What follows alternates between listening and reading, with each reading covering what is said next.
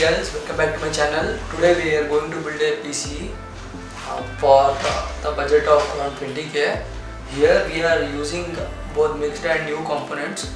So this PC is intended for a gamer who doesn't want to spend money and who is okay with buying used parts. So for the used parts we are using the CPU and the motherboard and the RAM and the graphics card. So we don't want to compromise on power supply, so we are getting a new power supply with a good SSD and we are buying a new cabinet that is Anti-Sports 100 TG. So let me go through the parts. The client that I am dealing with is a cyber cafe and he don't want to invest that much of money on the PC. For the esports games and GTA 5. GTA 5 is old and recommended specs for GTA 5 is like GTX 660. That's the GPU that we are going to use here. So let me go to the parts once. So the motherboard that we are using here is ASRock H81 motherboard. This motherboard supports all 4th generation processors from Intel.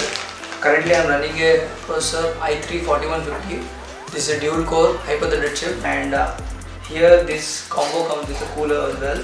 And for the RAM we are using Corsair Vengeance DDR3 1600 MHz CL9 RAM. This whole combo cost me near 8k with 8 gigs of RAM, a good RAM Corsair Vengeance and an i3 hyper-threaded dual core processor. It's equivalent to a modern Athlon 3000G processor from AMD Ryzen. And when it comes to I/O, it also has an integrated graphics that we are not using. And when it comes to I/O, we have VGA out and HDMI out, and this generation included something called as USB 3.0. This was a generation where Intel included USB 3.0 and this motherboard supports the latest at that time USB 3.0, and it also has a printer port that no one uses, parallel port and serial port and PS2 mouse and this. So for the GPU, I talked about GTA 5. In GTA 5, the recommended GPU is the GTX 660. This is the GPU that we are using.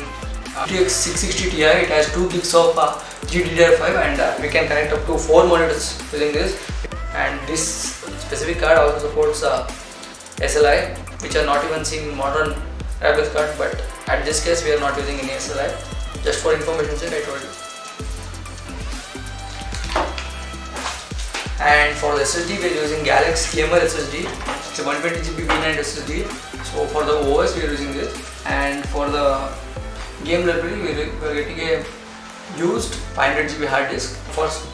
And for the power supply, we should not buy any used power supply unless and until it's from a reputed brand.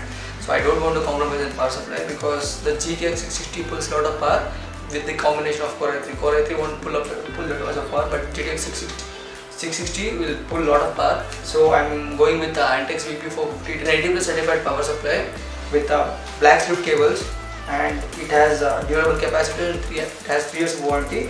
And this motherboard, for this motherboard and the GPU combo, it really works well. And for some RGB bling, we are using Deepcool's RF120 FS fans. It's from Deepcool.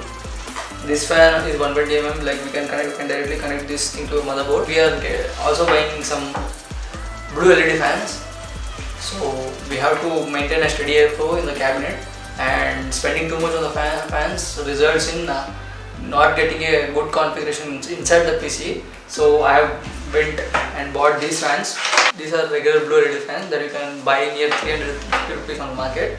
So I have bought 4 of them. I'll install 2 in the front and 2 at the top, and one rear exhaust. I'll install this thing. So I've also got the I/O shade. That's really important because many of the used components we won't get I/O shade. But this thing also had I/O shade. I'm going to use this thing. And for the cabinet, I'm using Anti-Sports 100 TG cabinet. It's a well-designed cabinet for the money. It also has a power supply stored. It has tempered glass side panel, and it has a included rear exhaust, but we are not using that thing. We are replacing that with this exhaust so that it looks good and performs well. So let's start the build.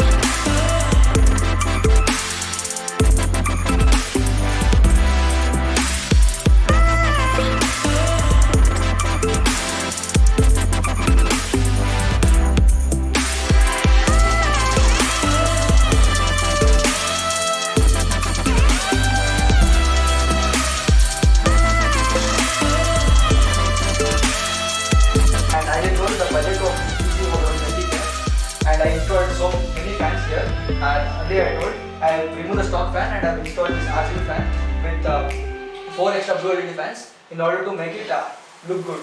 And here we get a true tempered glass, we pass on the road, and cable management on this build was also good. And we have only installed 120 inches.